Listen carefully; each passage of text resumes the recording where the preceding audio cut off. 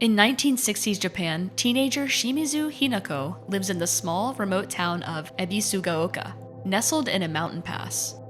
An average teen, she passes the time with nothing particularly special about her life. Until, that is, a deep fog descends on Ebisugaoka, and everything Hinako knows crumbles as she finds her once familiar home infested with spreading danger. The town empty except for the horrors teeming in the fog. Now, as she navigates the twisting paths of Ebisugaoka, Hinako must solve puzzles and fight for her life in her struggle to survive. Her struggle to reach the inevitable decision that must be made, and her struggle to put an end to that which must be slain. A story of impossible decisions, of the beauty and terror, and the terror from beauty.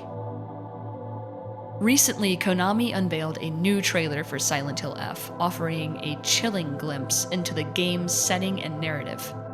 Departing from the series' traditional American backdrop, this installment transports players to 1960s rural Japan, a first for the franchise. While we don't know much about other characters within this story, we do have some information about our protagonist, Shimizu Hinako. Once a cheerful and energetic child, she's grown to become much more restrained and now hardly smiles. She is a teenage girl struggling under the pressure of expectations from her friends, family, and society. Based on the mature content description from the developers, we see this story will have deeper and darker layers of the tortures of adolescence and societal pressures young adults and children face. But more specifically, we are backtracking to what that may have been like for a female in Japan in the 1960s. According to Motoi Okumoto, the overarching theme within Silent Hill F is finding the beauty in horror, hinting that if something is too beautiful and perfect, it begins to show how horrifying it might be underneath the mask. A recurring asset I noticed in the latest trailer was the use of dolls. Dolls can be portrayed as perfect beings, but they are also not real, which could hint at a lot of different issues. Being a female can bring a lot of pressures, and one of them during this time period, and even now, is likely relating to perfection. Perfection all across the board.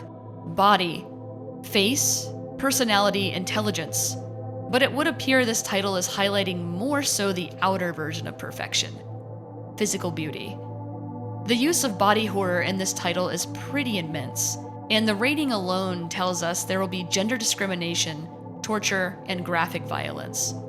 Based on Keira's monster design mixed with Ryukishio 7's story, I say we are in for quite a disturbing ride.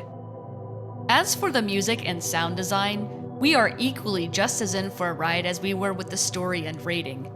Veteran series composer and producer Akira Yamaoka is back, but with a twist. He is only composing the Fog World sections of this title, while the Otherworld sections are composed by Kinsuke Inage, another video game composition veteran. Inage mentions the Otherworld will be referred to as the Dark Shrine. He goes on to state he's composed music for an unsettling yet beautiful world that uses imagery from shrines, blending ancient Japanese court music with ambient echoes. From what I could tell from the transmission and from the trailer, is we are in for a terrifying treat as far as the sound design and composition goes. In my recent experience, I have found some conflict of what is to come of a game where the title no longer means a real town, but rather a force.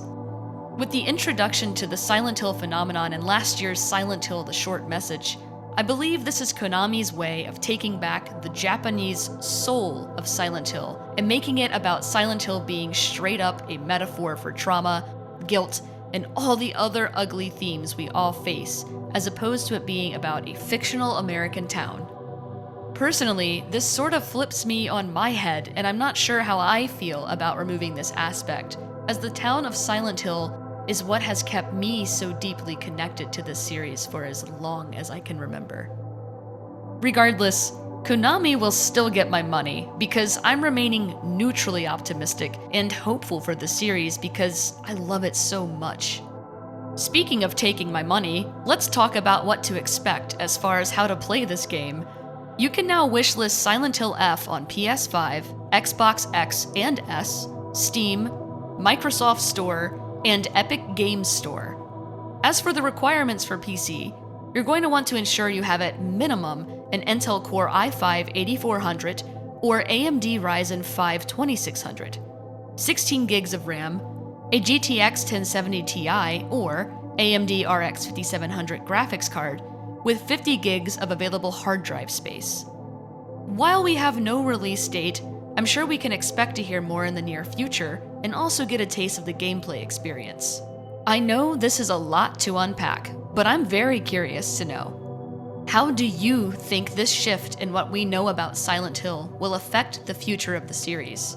Do you think we will get a direct tie-in to the franchise as we know it with this new title, considering it was stated how Silent Hill F is a departure from what we know? Will you be playing Silent Hill F? Let's have a conversation down in the comments, and please consider subscribing for more Silent Hill F news. For more interaction and updates, please also consider joining our growing community Discord. Thanks so much for watching, and thank you for dining with Just Happy Burger.